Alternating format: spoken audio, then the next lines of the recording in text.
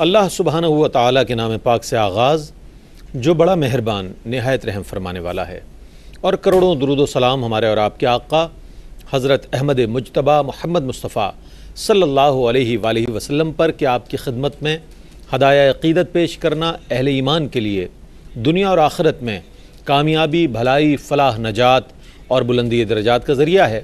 اللہم صلی علی سیدنا و مولانا محمد وعلی آل سیدنا و مولانا محمد وبارک وسلم وصلو علیہ۔ ناظرین محترم السلام علیکم، میں ہوں آپ کا میزبان محمد رئیس احمد۔ پیش کیا جا رہا ہے پروگرام روشنی سب کے لیے، مختلف موضوعات کے ساتھ آپ کی خدمت میں حاضر ہوتے ہیں منگل تا جمعرات رات 10 بجے سے لے کر کم و بیش رات 11 بجے تک آپ کا اور ہمارا ساتھ رہتا ہے۔ مختلف موضوعات پر پروگرام پیش کیے جاتے ہیں اور اسکرین پر دیے گئے نمبرز پر آپ کال کیا کرتے ہیں اور آپ کے سوالات کے جوابات آپ تک پہنچائے جاتے ہیں۔ آج ایک ایسے موضوع پر بات کریں گے کہ جو موضوع نہیں ہے بلکہ ہمارے معمولات زندگی کا ایک حصہ ہے، جسے ہم برا بھی نہیں سمجھتے اور یہ محسوس کرتے ہیں کہ شاید یہ اس سماج کا اور اس رواج کا حصہ بن گیا ہے۔ آج ہم خود غرضی کے موضوع پر بات کریں گے۔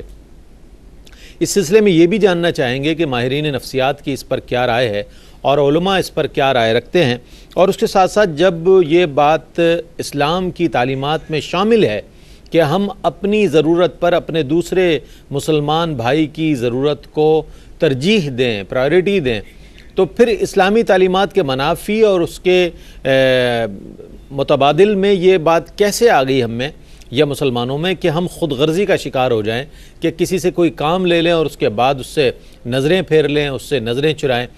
یہ بات جو ہے ایک طریقے سے ہماری ایتھیکل جو ویلیوز ہیں اس کو بھی متاثر کر رہی ہوتی ہیں کہ ہماری جو اخلاقی جو معیارات ہیں اور وہ بھی ایسے نہیں ہیں۔ ظاہر ہے جو ہمارے بزرگ ہیں وہ اس بات کے حوالے سے خاص تعلیم دیا کرتے تھے، لیکن آج ہم یہ دیکھتے ہیں کہ اگر کسی کا کوئی کام ہے کسی کے ساتھ اور اگر وہ کام ہو جاتا ہے تو پھر اگر وہ پہچان لے اپنے محسن کو تو بڑی بات ہے، اور نہ پہچان پائے تو کہتے ہیں جناب یہ تو ہمارے سماج کا رواج ہے ہمارے سماج کے، اور روایت یہی ہے، اسی طرح سب کر رہے ہیں۔ اس حوالے سے جاننے کی کوشش کریں گے کہ ہماری کیا ذمہ داریاں ہیں اور اس سے کیا کیا خرابیاں پیدا ہو رہی ہیں، اور ایک انفرادی طور پر اور اجتماعی طور پر معاشرہ اس خرابی سے کس حد تک متاثر ہو رہا ہے اور مزید اس سے کیا خرابیاں پیدا ہو سکتی ہیں۔ اس حوالے سے بات کریں گے حضرت شیخ الحدیث مفتی ابوبکر صدیق شاذلی القادری صاحب، ممتاز و معروف عالم دین ہے ماشاءاللہ۔ پوری دنیا میں آپ کے چاہنے والے، آپ سے محبت رکھنے والے ناظرین آپ کے پروگرامز کو دیکھتے ہیں ماشاءاللہ۔ جہاں ایک استاذ العلماء ہیں اور ایک بہت ہی بڑے عالم دین ہیں، وہیں ایک ماشاءاللہ آپ روحانی معالج بھی ہیں۔ پوری دنیا میں رہنے والے لوگ جو ہیں آپ سے محبت کرتے ہیں، آپ سے وظائف بھی لیتے ہیں۔ ہمارے ساتھ موجود ہیں استاذ، السلام علیکم۔ وعلیکم السلام ورحمۃ اللہ وبرکاتہ۔ اور آپ کے ساتھ تشریف فرما ہے مفتی محمد اسماعیل نورانی صاحب۔ مفتی صاحب کی شخصیت کسی تعارف کی محتاج نہیں ہے ماشاءاللہ، علم کی روشنی پھیلا رہے ہیں۔ ARYQ TV کے مختلف پروگرامز کے ذریعے آپ انہیں دیکھتے ہیں، پسند کرتے ہیں۔ آج ہمارے ساتھ موجود ہیں وقی مطالعہ رکھنے والی شخصیت، ہمارے ساتھ موجود ہے مفتی محمد اسماعیل نورانی صاحب۔ مفتی صاحب السلام علیکم۔ وعلیکم السلام ورحمۃ اللہ وبرکاتہ۔ کیا فرمائیں گے مفتی صاحب؟ آج ہم اپنے موضوع پر پہلے چاہیں گے کچھ آپ سے بریفنگ لے لیں کہ خود غرضی سے مراد کیا ہے؟ جو عرف عام میں خود غرضی سمجھا جاتا ہے وہی ہے یا اس کی بہت سی برانچیز ہیں جس سے ہم ناواقف ہیں یا واقف ہوتے ہوئے بھی صرف نظر کر رہے ہوتے ہیں؟ کچھ فرمائیے گا۔ اعوذ باللہ من الشیطان الرجیم، بسم اللہ الرحمن الرحیم۔ اللہ تبارک و تعالیٰ نے قرآن مجید فرقان حمید سورہ حشر کی آیت نمبر 9 میں ارشاد فرمایا، وَيُؤْثِرُونَ عَلَىٰ أَنفُسِهِمْ وَلَوْ كَانَ بِهِمْ خَصَاصَةٌ وَمَن يُوقَ شُحَّ نَفْسِهِ فَأُولَٰئِكَ هُمُ الْمُفْلِحُونَ۔ صدق اللہ العظیم وصدق رسولہ النبی الکریم۔ یہ آیت طیبہ میں نے پڑھی، اس کا ترجمہ یہ ہے کہ اور وہ لوگ اپنی جانوں پر ایثار کرتے ہیں اگرچہ کہ ان کو بہت خود شدید ضرورت ہو، اور جسے حرص سے بچا لیا گیا تو بلا شبہ یہی لوگ ہیں فلاح پانے والے۔ تو یہاں پر اللہ تبارک و تعالیٰ نے ایثار کے مقابلے میں حرص کو بیان فرمایا۔ گو کہ خود غرضی کو عربی زبان میں انانیت کہتے ہیں، لیکن خود غرضی کا مفہوم جب سامنے لیا جاتا ہے تو اس کے مقابلے میں ایثار آتا ہے۔ تو اب خود غرضی کے بارے میں علماء نفسیات یا علماء اسلام یہی کہتے ہیں کہ ہر معاملے میں اپنے نفس کو ترجیح دینا، کہ کسی کو کچھ ملنا ہے تو مجھے ملے، کوئی تعریف ہونی ہے تو میری تعریف ہو، کوئی عہدہ ملنا ہو تو مجھے عہدہ ملے، یعنی سب سے پہلے میں اپنے لیے کروں، دوسرے کو چاہے کچھ ملے یا نہ ملے، اپنے آپ کو آگے رکھنا۔ یہی انانیت کے اندر بھی پہلو پایا جاتا ہے کہ اس میں بھی اپنے نفس کو آگے رکھا جاتا ہے۔ تو یہ تو اس کی بنیادی سمجھ لیجیے تعریف جو میں نے ذکر کی ہے۔ تو اس کے حوالے سے علماء نفسیات نے اس کو ایک بیماری قرار دیا اور فرمایا کہ ویکنیس ہے، اور یہ ویکنیس سیلف کنٹرول نہ ہونے کی وجہ سے پیدا ہوتی ہے۔ انسان کو اپنے فیوچر کا خوف ہوتا ہے، تو فیوچر کے خوف کی وجہ سے اس کے اندر یہ برائی پیدا ہو جاتی ہے کہ میرا معاملہ خراب نہ ہو جائے، اس لیے پہلے اپنے آپ کو سیف کرتا ہو، اور اس میں قربانی کا جذبہ ختم ہو جاتا ہے، حتیٰ کہ ٹائم بھی کسی کو دینے کے لیے تیار نہیں ہوتا کہ کہیں میرا نقصان نہ ہو جائے۔ ٹھیک، تو اس کے مقابلے میں اسلامی تعلیمات کے اعتبار سے ہم دیکھتے ہیں تو اسلامی تعلیمات میں تو پہلے سیکریفائس ہے، بالکل قربانی ہے، ہاں، اس کے بعد جو پھر اپنی ذات کا نمبر آتا ہے۔ خود نبی کریم صلی اللہ علیہ وسلم کی جو بیان کردہ احادیث طیبہ ان میں سے ایک میں بیان کرتا ہوں کہ آپ نے فرمایا کہ لا یؤمن احدکم حتی یحب لاخیہ ما یحب لنفسہ، تم میں سے کوئی اس وقت تک مومن ہی نہیں ہو سکتا جب تک کہ اپنے بھائی کے لیے وہ پسند نہ کرے جو اپنے لیے پسند نہیں کرتا۔ کیا بات، سبحان اللہ سبحان اللہ، کیا کہنا ہے۔ اچھا مفتی صاحب یہ فرمائیے گا کہ انسان تو انس اور محبت جو ہے اس کی سرشت میں شامل ہے یہ بات، اور پھر اسلامی تعلیمات بھی اتنی واضح ہیں، احادیث مبارکہ کے حوالے سے گفتگو فرمائی مفتی صاحب نے، یہ فرمائیے گا کہ پھر وہ کیا عوامل ہیں نفسیاتی یا سماجی کہ جن کے سبب جو ہے انسان جو ہے خود غرضی کی طرف چلا جاتا ہے، اور پھر یہ کہ ہم یہ دیکھتے ہیں کہ روز بروز جو ہے اس میں اضافہ ہی ہو رہا ہے۔ ہر شخص یہ چاہتا ہے کہ میری اگر کوئی منصب ہو تو مجھے مل جائے، کوئی مالی منفعت ہو تو پہلے میرے حصے میں آ جائے، جو جس قسم کا کوئی ایسا کام ہے کہ جو کسی کے لیے کیا جا سکتا ہے یا ہو رہا ہے، اس کے لیے انسان خود کیوں اپنے لیے پسند کرتا ہے، وہ اس کے حوالے سے کچھ فرمائیے گا۔ بسم اللہ الرحمن الرحیم، اللہم صلی علی سیدنا مولانا محمد مبارک وسلم۔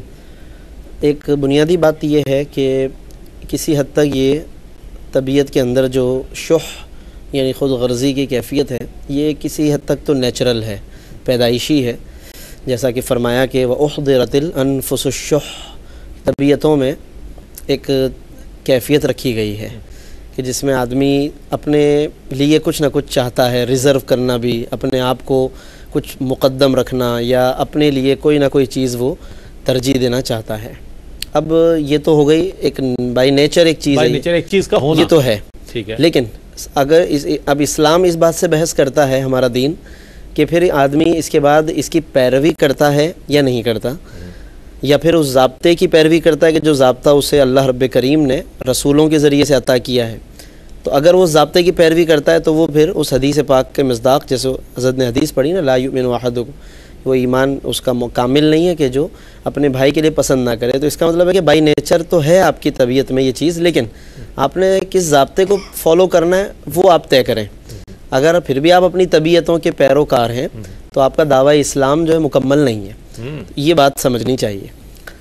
تو یہ بہت بنیادی بات ہے۔ اس کے ساتھ ساتھ رہی یہ بات کہ پھر وجوہات کیا ہیں نا، اس کے باوجود ہمارے معاشرے کے اندر خود غرضی اور بڑھتی ہوئی خود غرضی، تو بہت ساری اس کی وجوہات کی نشاندہی کی گئی ہے۔ ایک بنیادی وجہ جو ہمیں زیادہ تر نظر آتی ہے وہ تربیت کا فقدان ہے، یعنی کہ بہت ابتدائی اسٹیج سے جب چھوٹے بچے ہوتے ہیں نا، تو وہیں سے ان کے درمیان باہمی یہ خود غرضی کی کیفیتیں پیدا ہوتی ہیں، گھر میں ہی پیدا کرتے گھر میں پیدا ہو جاتی ہیں۔ یہ آپ کا اور یہ آپ کا، جی بالکل ایسا ہے، یہ اتنا آپ کو ملے گا اتنا آپ کو ہاں، ان کو شیئرنگ اگر سکھائی جائے، یعنی ایک چیز اگر وہ کھا رہے ہیں، بسکٹ ہے، ٹافی ہے، کوئی بھی چیز ہے، وہ ان کو شیئرنگ کا جذبہ دیا جائے کہ بیٹا یہ شیئر کرو، اگر اس نے بالکل ایثار کیجئے، شیئر کر کے کھائیے۔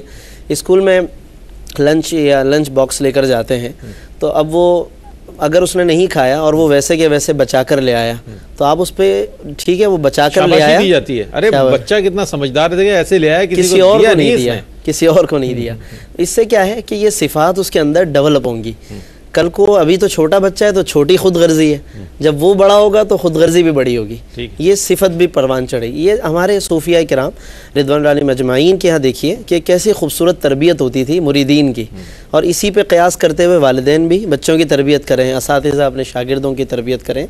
تو صوفیاء کی ایک مثال ملتی ہے ہمیں، حضرت امام غزالی رحمہ اللہ نے بھی اس کو اشارہ دیا ہے کہ اپنے مریدین کی وہ تربیت اس طرح فرماتے تھے کہ ان کے لیے وہ مختلف طور طریقے بعض مریدین کے لیے مقرر فرما دیتے تھے، اور پھر اس کے اندر وہ خود غرضی سے بچانے کے لیے وہ اس کو ایک دوسرے کے ساتھ شراکت کا درس دیتے۔ مثلا وہ کسی کو دیکھتے کہ ایک لباس اس کو پسند آ رہا ہے اور یہ اس کو پہنتا ہے، ترجیح دیتا ہے، تو اس کو فرماتے تھے خرچ کرو اس کو، یہ لباس خرچ کر دو، تو وہ دوسرے کو دے دیتا تھا۔ جو لباس یعنی پسند تھا وہ خرچ کروا دیا، جو قرآن بھی کہتا ہے لن تنالوا البر حتى تنفقوا مما تحبون، یہ جو مما تحبون کا جو انفاق ہے نا، یہی اصل میں علاج ہے۔ یعنی قرآن نے بہترین تدبیر بتائی، جو چیز پسند ہے اس کو خرچ کرنے کی کوشش کرو، پورا مکمل نہ صحیح کچھ خرچ کر دیں۔ تو یہ تربیت کا ایک طریقہ رہا ہے۔ تو اسی طرح سے ہم اس کو گھروں میں بچوں میں چاہے وہ اشیاء استعمال ہوں یا اور کھانے پینے کی اشیاء ہوں، ان کے اندر ابھی سے صفات پیدا کی جائیں تو آہستہ آہستہ میں سمجھتا ہوں کہ آگے چل کر پھر ان کے اندر اچھی صفات پیدا ہو سکتی۔ ٹھیک ہے، بہت اچھی بات آپ نے بنیادی بات ارشاد فرمائی کہ ہمارے ہاں جب بچوں کو تقسیم کی جاتی ہے کوئی چیز، گھر میں کوئی چیز لائی جاتی ہے تو کہا جاتا ہے یہ سب کچھ تمہارا ہے، یہ نہیں درج دیا جاتا، یہ بات نہیں کی جاتی کہ بیٹا اپنے محلے میں، اپنے علاقے میں، اپنے آپ کے دوستوں میں اگر کوئی ایسا ہے کہ جس کے پاس یہ چیز نہیں ہے تو اس سے آپ اسے شیئر کریں، اس کی بھی دلجوئی ہو جائے گی اور ایک آپ کا ماحول اچھا ہو جائے گا۔ ہمارے یہاں کہا جاتا ہے جناب جتنا ہے رکھ لو، ریزرو کر لو اس کو، پھر بعد میں کام آئے گا۔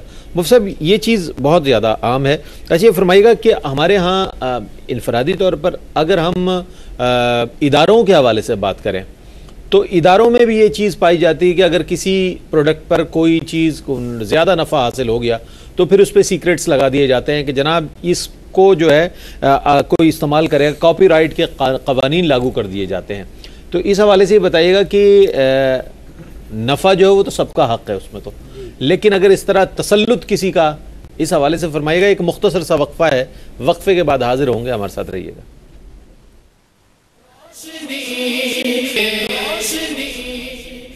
ناظرین آپ کا خیر مقدم ہے، آپ لائیو کال کے ذریعے اس پروگرام کا حصہ بن سکتے ہیں۔ اسکرین پر دیے گئے نمبرز پر آپ کال کریں اور اپنے سوالات کو اس پروگرام کا حصہ بنائیں۔ سوال یہ تھا مفتی صاحب کی کمپنیز جو اس طرح سیکریٹس لگا دیتی ہیں اور پھر اس پر جو ہے ہم یہ دیکھتے ہیں کہ باقاعدہ طور پر کاپی رائٹ کے جو قوانین ہیں ان کو لاگو کر دیا جاتا ہے، کیا یہ جو رجحان ہے یہ مناسب ہے؟ دیکھیں اس کو اگر ہم براڈ اسپیکٹرم میں دیکھیں تو اس میں بہت سارے فوائد بھی ہیں اور کچھ وہ پہلو پایا جاتا ہے جسے خود غرضی کہا جاتا ہے۔ مثلا کوئی کمپنی اپنی پروڈکٹ لانچ کرتی ہے اور اس کے اندر کوالٹی ہوتی ہے اور وہ جب مشہور ہو جاتی ہے تو لوگ اس کی مصنوعات کو یوز کرنا شروع کر دیتے ہیں۔ اب بہت سارے لوگ وہ ہوتے ہیں کہ جو صرف نام سے فائدہ اٹھانا چاہتے ہیں، وہ پروڈکٹ میں چیز وہ نہیں دیں گے جس کوالٹی کی چیز جو پہلی کمپنی لانچ کر چکی ہے، جس کا نام چل چکا ہے، اس نام سے فائدہ اٹھاتے ہوئے اپنا بوگس مال بھی اسی نام سے بیچنا شروع کر دیں گے۔ یہ بددیانتی ہے اور لوگوں کے ساتھ فراڈ بھی ہے۔ ٹھیک ہے، تو ایک تو اس میں فراڈ سے بچانا بھی مقصود ہوتا ہے، کیونکہ یہ منع نہیں ہے کہ آپ اسی جیسی اور کوئی چیز کسی اور نام سے لانچ کر دیں، آپ کو کوئی نہیں روک سکتا۔ ایون یہ کہ آپ نے کوئی لانچ کی اس کا سپر لگا دیں یا کچھ اور لگا سپریم لگا دیں، اس کے ساتھ بھی آپ کی لانچ کی جا سکتی ہے وہ چیز، لیکن اصل میں فائدہ اٹھانا ہوتا ہے دوسرے کی محنت سے۔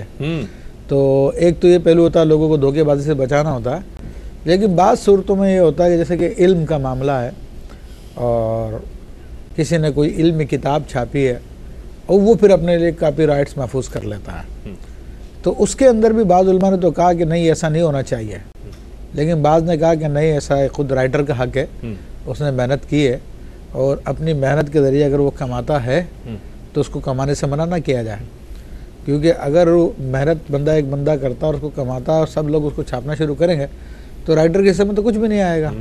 تو دراصل وہ رائٹر کے اپنے حقوق کو محفوظ کیا جاتا ہے کہ لوگ اس کو اسپوائل نہ کریں، تو اس میں کوئی تحریف کر کے نہ چھاپ دیں، اس میں کوئی مزید اضافے کے ساتھ نہ جی تو ان سب چیزوں سے بچانا مقصود ہوتا ہے۔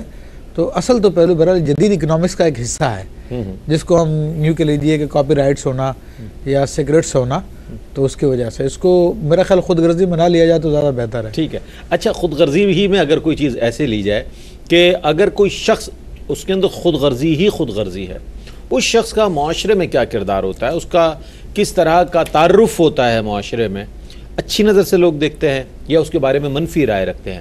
پھر اگر پورا معاشرہ ہی اس چیز کا شکار ہو، خود غرضی کا شکار ہو، تو اس معاشرے کا تعارف کن الفاظ میں ہوتا ہے؟ میں چاہوں گا اس حوالے سے کچھ ارشاد فرمائیں۔ لوگ اس کو بہت ایزی لیتے ہیں، لوگ اس کو سیریس نہیں لیتے، لوگ سمجھتے ہیں نہیں یہ تو خیر روایت ہو گئی ہے، ہمارا رواج بن گیا سماج کا، کیا فرمائیں گے؟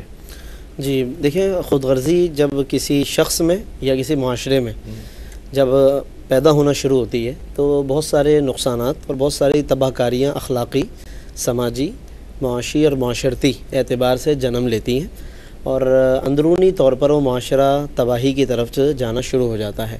اس کی تفصیل اور اس کی تشریح خود سرکار دو عالم صلی اللہ علیہ وسلم کی ایک حدیث سے ہمیں معلوم ہوتی ہے، جس میں آپ صلی اللہ علیہ وسلم نے یہ جو ہم بارہا ایک لفظ یہاں پہ ذکر ہوا شح، جس کو قرآن مجید میں بھی وَمَن یُوقَ شُحَّ نَفْسِهِ، طبیعت کے اندر ایک خود غرضی کی جو کیفیت ہے، تو سرکار نے فرمایا کہ پچھلی امتوں میں جب یہ شح کی کیفیت آئی تو ان کے اندر بہت سارے مفاسد یعنی کہ فسادات اور ہلاکتیں، تباہ کاریاں آئیں۔ ان کا ذکر کرتے ہوئے آپ صلی اللہ علیہ وسلم نے چند چیزیں گنوائی ہیں، اور وہ آج کے معاشرے میں ہم دیکھ سکتے ہیں کہ یقیناً گھر گھر اور معاشرے میں ہمیں نظر آ رہی ہیں۔ مثال کے طور پر آپ صلی اللہ علیہ وسلم نے فرمایا کہ پچھلی امتوں کے لوگ جب خود غرضی میں مبتلا ہوئے، شح کی کیفیت میں مبتلا ہوئے، اور اپنی بس نفسا نفسی کی کیفیت آنے لگی، اور ایک دوسرے کا فائدہ انہیں عزیز نہ رہا، ہر ایک اپنے فائدے کے لیے سب کچھ کرنے لگ گیا، تو فرمایا کہ فَسَفَكُوا دِمَاءَهُمْ، پھر خون بہانے لگ گئے وہ۔ تو قتل و غارت گری جو ہے وہ آتی ہے خود غرضی کی وجہ سے۔ ایک مین بات یہ ہے کہ جب انسان خود غرض ہو جائے تو پھر اسے کسی کی جان لینے اور کسی کا خون بہانے سے بھی وہ دریغ نہیں کرتا، صرف اپنے مفاد کے لیے، اپنے فائدے کے لیے۔ آج ہم دیکھتے ہیں آئے دن اخباروں میں، ٹیلی ویژن پہ خبریں کہ جی 2,000 کے لیے، 5,000 کے لیے کسی نے کسی کا اعلی کار بن کے کسی کو قتل کر دیا۔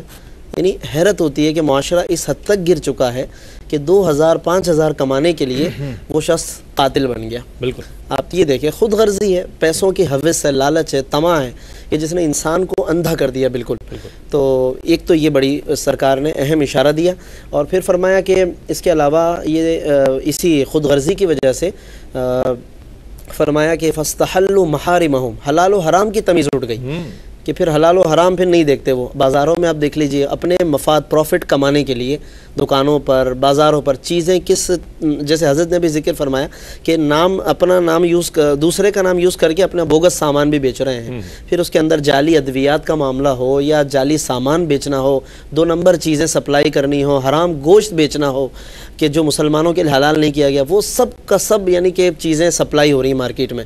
یہ سب کیا ہے؟ خود غرضی ہے۔ وَاسْتَحَلُّوا مَحَارِمَهُمْ، حلال و حرام کی تمیز ختم۔ پھر آگے فرمایا فَقَطَعُوا أَرْحَامَهُمْ، رشتہ داریاں ختم۔ یہ بھی مین پوائنٹ ہے۔ خود غرضی جس معاشرے میں بڑھے گی وہاں رشتہ داریاں ختم ہوں گی۔ اس کی یعنی تباکاریوں کا دائرہ بہت وسیع ہے، آپ ایک ذات سے لے کے خاندان، اور خاندان سے لے کے پورا معاشرہ، یعنی سرکار کے ان الفاظ میں آپ جامعیت دیکھیں نا، کیسے مثالیں دی ہیں۔ سبحان اللہ۔ پھر فرمایا کہ فَقَطَعُوا أَرْحَامَهُمْ، ارحام قطع رحمی ہوگی۔ ہوگی۔ طلاق کا جو ریشو بڑھ رہا ہے اس کی کئی وجوہات ہیں، جہالت وغیرہ تو خود غرضی بھی ہے۔ بالکل جہالت وغیرہ تو بتائی جاتی ہے کہ ہے، لیکن خود غرضی بھی ہے کہ ہر ایک کو اپنا ایک مفاد عزیز ہے۔ ایثار کا جذبہ ختم ہو گیا نا، ایثار ختم ہو گیا، نہ شوہر کے دل میں بیوی کے لیے، نہ بیوی کے دل میں شوہر کے لیے، ایثار کا جذبہ ختم ہو گیا، خود غرضی آ گئی جناب۔ فَظَلَمُوا، ظلم کریں گے، فَكَذَبُوا، جھوٹ بولیں گے۔ یعنی یہ کئی الفاظ ہیں اس حدیث میں کہ ایک جو گزشتہ امتوں میں خود غرضی کی کیفیت آئی تو سرکار نے یہ چند عیوب گنوائے ہیں، اور آج اس امت میں ہم دیکھتے ہیں کہ اس معاشرے میں جب یہ چیز پیدا ہونے لگی تو گھر کے گھر اجڑ رہے ہیں، معاشرے بگڑ رہے ہیں، اور لوگوں کی اخلاقیات جواب دیتی جا رہی ہیں، تو ہمیں ضرور اس حوالے سے غور کرنا چاہیے۔ بہت اچھی جانب آپ نے توجہ مبذول کرائی۔ ناظرین، آج جو ہمارے ہاں جو عدالتوں میں جو کیسز ہوتے ہیں، وکلاء سے جب بات ہوتی ہے تو معلوم ہوتا ہے کہ اس میں طلاق کے کیسز بہت زیادہ نظر آتے ہیں، اور دوسرے جو کیسز نظر آتے ہیں وہ قانون وراثت کے نظر آتے ہیں۔ ان دونوں حوالوں کے ساتھ ہی اگر ہم اس بات کو آگے بڑھائیں کہ اس میں خود غرضی کتنی موجود ہے، مفتی صاحب کچھ فرمائیے گا. آپ کے پاس خود بہت مسائل آتے ہیں، آپ لوگوں کی رہنمائی فرماتے ہیں، آپ لوگ مقتدا ہیں ہمارے جو دیکھنے والے ہیں ان کے، تو ان کی آپ رہنمائی فرماتے ہیں کس حد تک خود غرضی شامل ہوتی ہے فتاوے کے حصول میں بھی. لوگ چاہتے ہیں کہ ہماری مرضی کا فتویٰ مل جائے، ہم غالب آ جائیں اپنے دوسرے فریق پر. کیا فرمائیں گے؟ خواہ اس میں طلاق کا مسئلہ ہو، خواہ وہ قانون وراثت کے معاملات ہوں، اس میں خود غرضی کتنی نظر آتی ہے آپ کو؟ دیکھیں، خود غرضی کا مطلب اپنے نفس کی خواہشات کی پیروی کرنا ہے. اور نفس کے بارے میں قرآن مجید فرقان حمید میں اللہ تبارک و تعالیٰ نے کریم ابن کریم سیدنا یوسف علیہ السلام کا قول حکایتاً بیان فرمایا، وَمَا أُبَرِّئُ النَّفْسِ إِنَّ النَّفْسَ لَأَمَّارَةٌ بِالسُّوءِ. میں اپنے نفس کے بارے میں بے پرواہ نہیں ہوں، نفس تو برائی کا حکم دیتا ہے. تو اب جب نفس کے ہاتھ میں معاملہ چلا جائے گا تو پھر کوئی برائی بھی ایسی نہیں کہ جو نہ کی جائے. بالکل. کیونکہ نفس جب اپنی برائی پر آتا ہے تو وہ کسی گناہ تک اس کی حد باقی نہیں رہتی، بلکہ وہ انا ربکم الاعلیٰ کا بھی نعرہ لگاتا ہے کہ میں تم سے سب سے اعلیٰ ترین تمہارا رب ہوں میں. جب نفس اپنی سرکشی پہ آیا تو اس نے انا ربکم الاعلیٰ کا نعرہ لگا دیا. انتہا ہو گئی نا. ہاں، تو وہ انتہا ہو گئی، یعنی وہ ربوبیت کے مقام پہ چلا گیا. اب ربوبیت کا مقام تو وہ ہوتا ہے کہ جس سے کچھ نہیں پوچھا جا سکتا، وہ جو چاہے کرے. تو یہی کیفیت انسان میں پیدا ہو جاتی ہے کہ جب اپنے نفسانی خواہشات کے پیچھے لگتا ہے تو پھر طلاق، یہ تو وہ سببی رشتہ تھا جو قائم ہوا تھا. لیکن اس سے آگے بڑھ کر ہم نے دیکھا کہ ماں باپ کے معاملے ہوتے ہیں کہ لوگ اپنے نفسانی معاملات کے لیے ماں باپ کو نکال دیتے ہیں گھروں سے نکال دیتے ہیں، یعنی مار پیٹ تک کرتے ہیں. یہ ہوتا ہے بھائی کا اپنے فوائد کے لیے قتل تک کروا دیے جاتے ہیں. اس پر ہم بات کریں گے، بہت اہم آپ گفتگو فرما رہے ہیں. کالر ہے ہمارے ساتھ. السلام علیکم. وعلیکم السلام. کون صاحب ہے جناب؟ کیا سوال ہے آپ کا؟ جی میں ندیم خان جناب. مجھے معلوم ہوتا ہے کہ ہماری ورلڈ کپ میں شادی کر لی دوسری. جی میری آواز آ رہی ہے؟ ٹھیک ہے. تو ایک ذاتی مکان تھا ہمارا تھوڑا سا 5 مرلے کا، ٹھیک ہے. تو وہ ان کی جو سبھی ہماری سب مدر ہوئی نا، انہوں نے اپنے جان سے نا آدھا مکان اپنے نام کروا دیا ہے. اسلام کے دن میں اس کا کیا حل کیا جائے؟ ٹھیک. اچھا، یہ سوال بھی ضرور شامل کریں گے. ہمیں کنٹرول روم سے بھی سوال صحیح طور پر مل گیا ہے. جی صاحب آپ مکمل فرمائیں جواب. تو میں یہ بات کر رہا تھا کہ پھر اس کی برائی کی کوئی حد نہیں رہتی ہے. جیسے کہ ابھی مفتی صاحب نے ماشاءاللہ ذکر کیا رسول اللہ صلی اللہ علیہ وسلم کے احادیث طیبہ کی روشنی میں، تو وہ ہر کچھ کر گزرتا ہے جو اس کو نہیں کرنا چاہیے. کیونکہ جب ایک روک یہی تھی کہ اللہ کی شریعت کی پابندی کی جائے، جب اس کو چھوڑ دیتا ہے تو پھر طلاق وغیرہ کے معاملات بہت چھوٹے ہیں، مال کے معاملات بھی بہت چھوٹے ہیں. وہ یعنی اپنے خونی رشتوں کو بھلا دیتا ہے. وہ یہاں تک کہ پھر خود غرضی کا جب پہلو آتا تو وہ اللہ کے احکام کو فراموش کر دیتا ہے. تو اس کی حد نہیں رہتی ہے. اور عموماً یہی ہوتا ہے جو طلاق کی بات آپ نے بیان کی ہے کہ اپنے چھوٹے چھوٹے مفادات کے لیے، اس قسم کے معاملات کے لیے کہ جناب وہ میری مرضی نہیں چلتی، میری مرضی کے مطابق کام نہیں ہوتا، مجھے تو یہ چاہیے. وہ ایک صاحب ہمارے ساتھ پروگرام کر رہے تھے تو انہوں نے بتایا کہ مفتی صاحب ایک لڑکی نے طلاق اپنے میاں سے صرف اس لیے لے لی کہ وہ مجھے آئس کریم کھلانے کے لیے جناب فلاں والی شاپ پہ فلاں شاپ سے لے کے جاتا. کتنی معمولی بات اور کتنا بڑا احمقانہ فیصلہ اس کے بعد. ابھی اندازہ کر لیجیے. ایک اور کالر آپ کی اجازت سے. السلام علیکم. وعلیکم السلام. جی فرمائیے. میں ملتان سے بات کر رہی ہوں. پہلا کوشچن میرا یہ کہ شیطان کئی لوگوں کو دھوکہ دیتا ہے کہ تم بہت اظہار کرنے والے ہو. انسان کن ذرائع سے پہچان کر سکتا ہے کہ خود غرضی کی بیماری میں مبتلا ہے کہ نہیں ہے؟ اس کا علاج کا طریقہ بھی بتا دیجئے. اچھا، اگلا کوشچن یہ کہ آج کل معاشرے میں دیکھا گیا کہ لوگ 3 طلاقیں دے دیتے ہیں، بعد میں صلح کر دیتے ہیں، کہتے ہیں اور طریقے ڈھونڈتے ہیں کہ بھئی کوئی راستہ نکلے. گھر والے بھی راضی ہو جاتے ہیں، رشتہ دار بھی، پھر ویسے ملنا جلنا ہوتا ہے. تو ایسا کرنے کی شرعی حیثیت کیا ہے؟ اور میرا اگلا کوشچن یہ کہ خواتین کا سڑکوں پر موٹر سائیکل چلانے کی شرعی حیثیت کیا ہے؟ اس کے حوالے سے بتائیے گا. اور آخری کوشچن یہ کہ ایک لڑکی نے یہ اصلاح کی نیت سے شعر پڑھا کہ آج کل کی لڑکیاں اپنے حسن پہ ناز کرتی ہیں, قرآن پڑھنا آتا نہیں مگر انگلش میں بات کرتی ہیں. تو جس لڑکی کو قرآن پڑھنا نہیں آتا تھا وہ کہتی ہے ایسے شعر نہیں پڑھنے چاہیے, اسے دل آزاری ہوتی ہے, تو ایسے شعر پڑھ سکتے ہیں کہ نہیں پڑھ سکتے؟ اس کے حوالے سے رہنمائی فرمائیے گا. بہت شکریہ آپ کا اس پروگرام میں شامل ہونے کے لیے. مفتی صاحب میں چاہوں گا اپنے جواب کو مکمل فرما دے, آگے بڑھتے ہیں. ہاں میں وہی عرض کی تھی نا کہ پھر اس کی کوئی حد نہیں رہتی. ہاں ٹھیک ہے. اچھا, مزید سوالات ہمارے پاس کالرز کے بھی آ گئے ہیں اور ہم شامل کریں گے ان سوالات کو, لیکن اس سے پہلے ایک مختصر سا وقفہ ہے. وقفے کے بعد لوٹیں گے, کالرز کے سوالات کو بھی شامل کریں گے اور اپنے موضوع سے متعلق بھی سوالات شامل کریں گے. ہمارے ساتھ رہیے گا.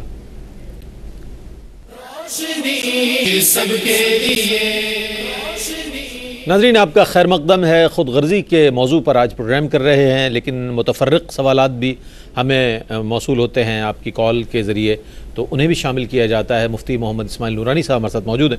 تو صاحب سوال یہ تھا کہ ہمارے بھائی کی کال تھی, ان کے والد نے دوسری شادی کر لی اور ان کی والدہ نے بقول ان کے جو ہے آدھا مکان اپنے نام کروا لیا کسی سازش کے ذریعے بقول ان کے.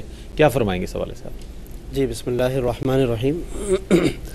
والد صاحب کی اس میں پھر ذمہ داری ہمیں دیکھنی چاہیے اور ان کو خود شرعی نقطہ نظر سے اس حوالے سے غور کرنا چاہیے کہ اگر اولاد میں جب بدگمانی پھیل رہی ہو والدین کے لیے تو اس کو کنٹرول کرنا بھی والدین کی ذمہ داری ہے. جب بدگمانی پائی جا رہی ہو, گھر انتشار کی طرف جا رہا ہو, تو اس کو کنٹرول کریں.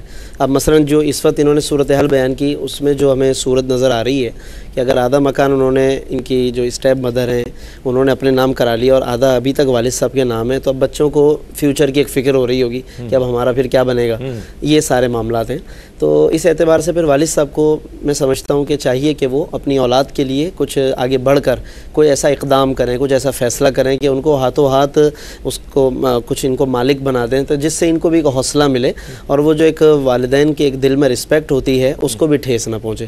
تو اس انداز سے ان کو کچھ اعتدال کے ساتھ کچھ علماء کے ساتھ مشورہ کریں. یہ تو ابھی تو اولاد کی طرف سے سوال ہے نا. کو تو یہ ثوابدیدی اختیارات حاصل ہے نا کہ وہ چاہے تو اپنا سارا مال کسی کو دے دے, یا یہ کہ وہ تمام اختیارات ہیں یہ, لیکن ہمیں دوسری طرف سرکار دو عالم صلی اللہ علیہ وسلم کی سیرت طیبہ میں ایسی مثالیں بھی ملتی ہیں کہ آپ صلی اللہ علیہ وسلم نے اولاد کی حقوق کی رعایت کا حکم دیا. مثلا ایک شخص اب حاضر ہوا سرکار دو عالم صلی اللہ علیہ وسلم کی بارگاہ میں اور اس کے ساتھ اس کا بیٹا بھی تھا. تو اس بیٹے کو اس شخص نے ایک غلام ہبہ کیا تھا.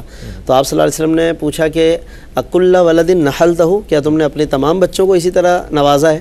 اس نے کہا نہیں. فرمایا پھر اس سے بھی واپس لو. یہ بھی حدیث ہے. ایک روایت میں یہ بھی ہے اگر تم چاہتے ہو تمہارے بچے تمہاری رسپیکٹ کریں تو سب میں فری کرو. اتقوا اللہ.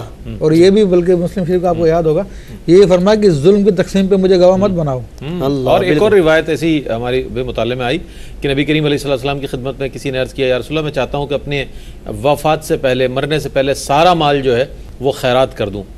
تو نبی کریم علیہ السلام نے ارشاد فرمایا کیا تمہاری اولاد ہے؟ اس نے کہا اسبات میں جواب دیا. تو نبی کریم علیہ السلام فرماتے ہیں کہ اپنی اولاد کے لیے بھی کچھ چھوڑو. تم کیا یہ چاہتے ہو کہ تمہاری اولاد بعد میں دوسروں کے سامنے دست دراز کرے؟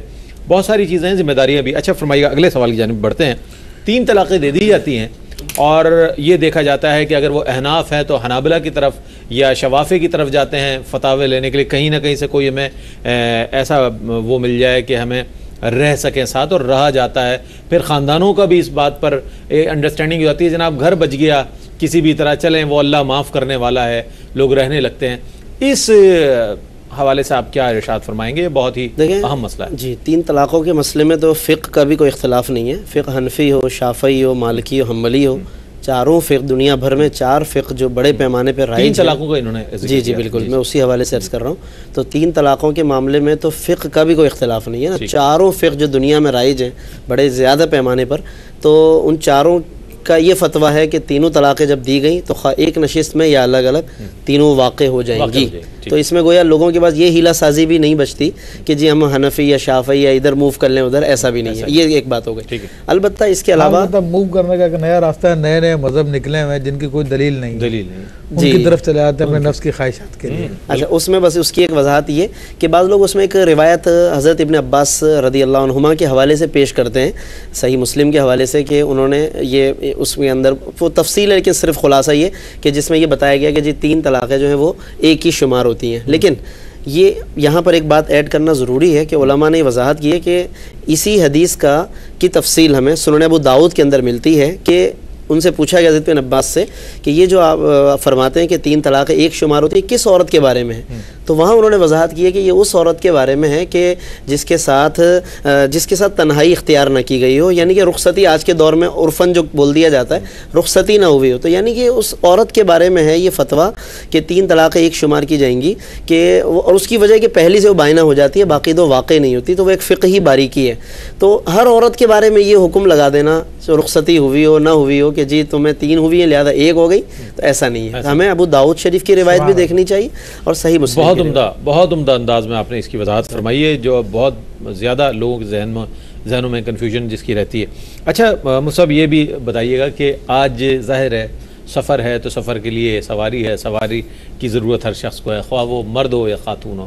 موٹر سائیکل چلانا خواتین کا اس حوالے سے کیا فرمائیں گے؟ دیکھیں نبی کریم صلی اللہ علیہ وسلم کی تعلیمات یہ کیوں کہ لیجیے اسلام کی تعلیمات میں مردوں کا ایک الگ مقام ہے، عورتوں کا ایک الگ مقام ہے، یہاں تک کہ حضور علیہ السلام نے مردوں کو عورتوں کی مشابہت سے منع کیا اور عورتوں کو مردوں سے مشابہت سے منع کیا۔ یہاں تک حضور علیہ السلام نے دیکھا کہ ایک عورت مردوں کی طرح تیر کمان کاندھے پہ لٹکا کے جا رہی ہے، تو آپ نے فرمایا کہ اللہ کی لعنت اور ان عورتوں پہ جو مردوں کی مشابہت کرے۔ ٹھیک ہے، تو اب یہ موٹر سائیکل ہمارے عرف میں تو یہ مردوں کی سواری ہے، لیکن ضرورت تو ہے نا؟ ہاں ضرورت ہے، مگر شریعت نے عورت کو ایکسپوز ہونے سے منع کیا۔ اس میں موٹر سائیکل پہ بیٹھ کے عورت ایکسپوز ہوتی ہے، تو وہ شریعت کی جو بنیادی تعلیم ہے کہ عورت چھپانے کی چیز ہے، المرأۃ عورۃ، تو اس کی بھی خلاف ورزی ہوتی ہے۔ ٹھیک ہے، تو یہ اسلامی اصولوں کو دیکھا جائے تو اس کی اجازت عورتوں کو لیے نہیں ملتی، نہ سائیکلنگ اس کا اطلاق گاڑی چلانے پر بھی، 4 ویل چلانے پر بھی؟ 4 ویل چلانے کے اندر وہ ایکسپوز نہیں ہوتی خاتون، وہ تو ایسے کہ جیسے اپنی جگہ پہ بیٹھی ہوئی ہے، اس میں زیادہ اتنی کیفیت ہوتی ہے، لیکن یہ گھوڑے کی سواری کرنا یا موٹر سائیکل کی سواری کرنا وہ ایکسپوز کرنا، جبکہ شریعت نے اس سے منع فرمایا عورت کو ایکسپوز ہونے سے، تو اس لیے اس کی ایجاد میرے خیال تو اس میں نہیں ہوگی۔ شیطان دھوکہ دیتا ہے مفتی صاحب، کوئی اگر زیادہ راہ خدا میں خرچ کر رہا ہے تو اس کو ظاہر ہے ورغلانے کے لیے، اس کو راہ راست سے ہٹانے کے لیے اس میں دکھاوے کی کیفیت پیدا کر دیتا ہے، تو اس کو کس طرح مینیج کیا جائے ایسی صورتحال میں؟ کچھ فرمائیے گا۔ دیکھیں یہ تو ریاکاری کا معاملہ تو بہت باریک ہوتا ہے، اور حدیث شریف میں آیا کہ شرک خفی ہے کہ یہ اندھیری رات میں سیاہ چونٹی کی قدموں کی آواز سے بھی زیادہ باریک ہوتی ہے، تو اس کا اتنا آسان علاج نہیں ہوتا کہ ہم کہنے کہ ایسا کر لیں۔ اس کے لیے ریاکاری کو باقاعدہ اسٹڈی کرنا پڑتا ہے، اور اس کے اندر کتنی صورتیں اس کی بنتی ہیں ان کو دیکھ کے اپنے آپ کو جو ہے اس سے بچانا پڑتا ہے۔ تو بہرحال کوشش یہ کریں کہ اگر اس طرح سے یہ بات پیدا ہوتی ہے کہ ریاکاری پیدا ہو رہی ہے تو وہ نیکی کے اندر اپنے آپ کو ظاہر نہ کرے، بلکہ چھپ کے کسی اور کے ذریعے کروا دے تاکہ اس سے بندہ بچ جائے، ریاکاری سے بچ جائے۔ تو یہ چند ایسی صورتیں ہوتی ہیں جن کے اندر شریعت مطہرہ نے منع فرمایا، یعنی جن سے بچنے کی صورتیں ہو سکتی ہیں۔ تو اب اتنی اقسام کی ریاکاری ہوتی ہے کہ ان کی اقسام کو اگر بیان کے لیے پوری علماء نے پوری کتابیں لکھ دی ہیں، اور اس کو پڑھ کے بھی انسان کا دماغ گھوم جاتا ہے کہ کہاں سے میں ریاکاری سے بچوں۔ تو اس کے لیے بہرحال باقاعدہ تربیت کی ضرورت ہے، تبھی اس کا حل ہو سکتا ہے۔ لیکن NGOs وغیرہ جو کام کر رہی ہیں ہمارے معاشرے میں وہ تو ایکسپوز بہت زیادہ کرتی ہیں جناب، کہ ایک اگر آٹے کی تھیلی دے دی تو 50 تصاویر اس کی اخبارات میں آ جاتی ہیں، اور وہ یہ کہتے ہیں کہ اگر ہم اس طرح نہیں ایکسپوز کریں گے تو ہمیں ڈونیشن کہاں سے ملے گا؟ کس طرح ایکسپوز؟ دیکھیں بات یہ ہے کہ یہ اپنے نفس کے بارے میں گمان کرنا ہوتا ہے، دوسرے کے بارے میں نہیں۔ صوفیہ نے لکھا کہ اگر لوگوں کے بیچ میں بیٹھا اور ہونٹ چلا رہا تو یہ ریاکاری کی ایک صورت ہوتی ہے تاکہ لوگوں کو بتا سکے کہ میں بڑا ذاکر ہوں، لیکن یہ اپنے بارے میں سوچے۔ اگر دوسرا کوئی کر رہا ہے اس کے بارے میں بدگمانی کرنے سے منع کیا، اس کے بارے میں یہ سوچے کہ واقعی اللہ کا ذکر کرنے والا ہے، یہ تو اس کو مطلب اتنی عادت ہے ماشاءاللہ ہر وقت ذکر کرتا رہتا ہے، تو وہ ریاکاری کا جو معاملہ اپنے اوپر سوچے، دوسرے پہ گمان نہ کرے۔ اچھا اگر NGOs والے کر رہے ہیں تو واقعی اس کے اندر یہ بھی بات ہوتی ہے کہ لوگوں کو ترغیب بھی دینا مقصود ہوتی ہے تاکہ اور لوگ بھی اس کو دے، یا کوئی اور اللہ کی راہ میں خرچ کرنا چاہتا ہے، وہ دیکھتا ہے کہ فلاں لوگ یہ کام کر رہے ہیں تو لوگ ان سے رابطہ کرتے ہیں اور کہتے ہیں باقاعدہ۔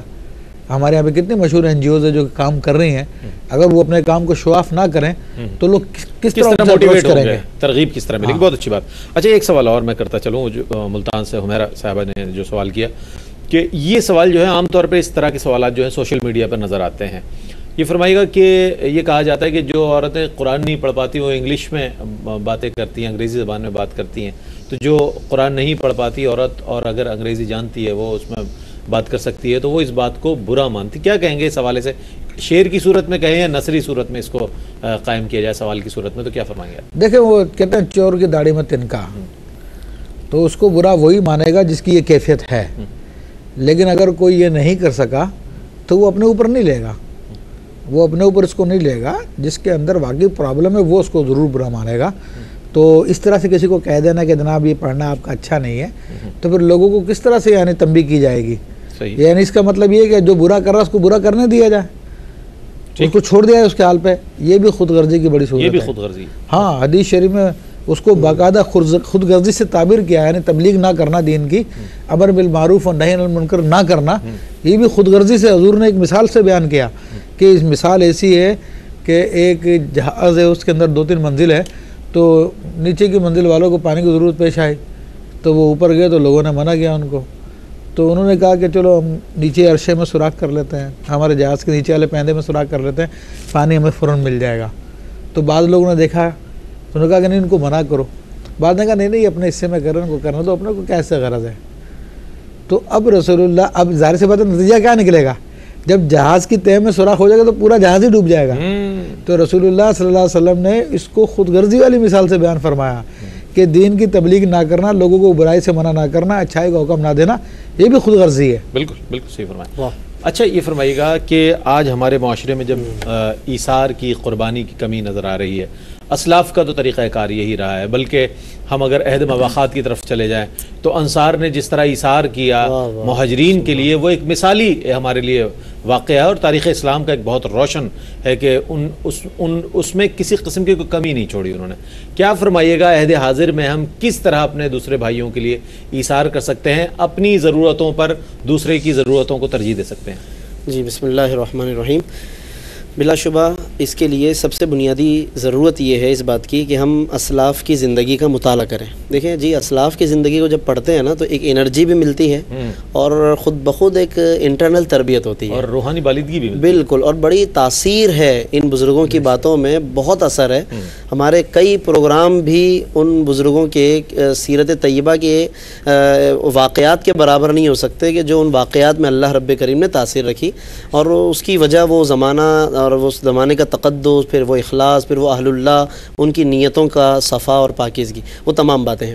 اب اگر ہم بات کریں قرآن مجید یا احادیث یا اسلاف کے واقعات کی، تو جیسے شروع میں ایک آیت پڑھی گئی، یؤثرون علی انفسہم ولو کان بہم خصاصہ، وہی فقراء مہاجرین و انصار کہ وہ ترجیح دیتے ایک دوسرے کو، دوسروں کو اپنے آپ پر، اگرچہ خود تنگی میں ہوتے ہیں. تو ایثار کا جو معنی ہے وہ یہی ہے. بلکہ یہ بھی ایک بحث ہے کہ جی سخاوت افضل ہے یا ایثار افضل ہے. تو کہا گیا کہ ایثار افضل ہے، کیونکہ سخاوت تو یہ ہے کہ آپ کو اس مال کی، اور آپ دے رہے ہیں وہ بھی، اور اس مال کی آپ کو بہت زیادہ ضرورت تھی یا نہیں تھی، آپ نے کچھ خرچ بھی کر دیا، کچھ نہیں.